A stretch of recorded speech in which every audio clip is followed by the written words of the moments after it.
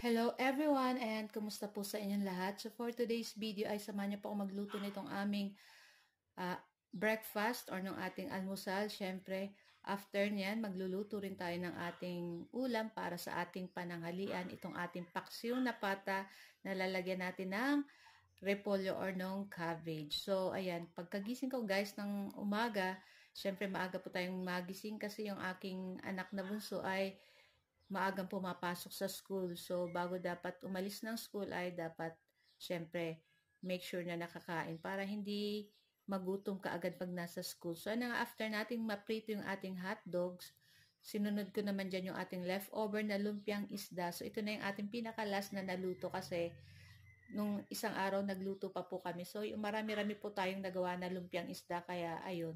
So, ito na lang yung ating natira.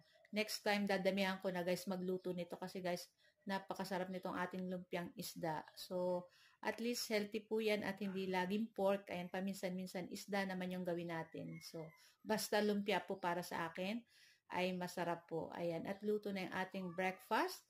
So, after ng ilang oras ay nagluto naman tayo nitong ating paksiw na pata para sa ating lunch.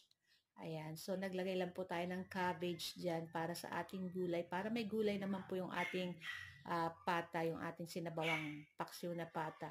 So medyo naparami-rami po yata yung aking pamintang buo dyan. Pero okay lang yan guys kasi makikita nyo naman, hindi naman natin makakain yan. So yung ating pata guys ay pinalambot ko ng masyado kaya ang sarap-sarap ng taba niya.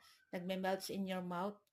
So kayo na pong bahala sa sausawan na patis na may kalamansi na may konting sili para napakasarap nito guys. Siyempre, masarap humigop ng mainit na sabaw. So guys, thank you for watching and see our next video. Ciao!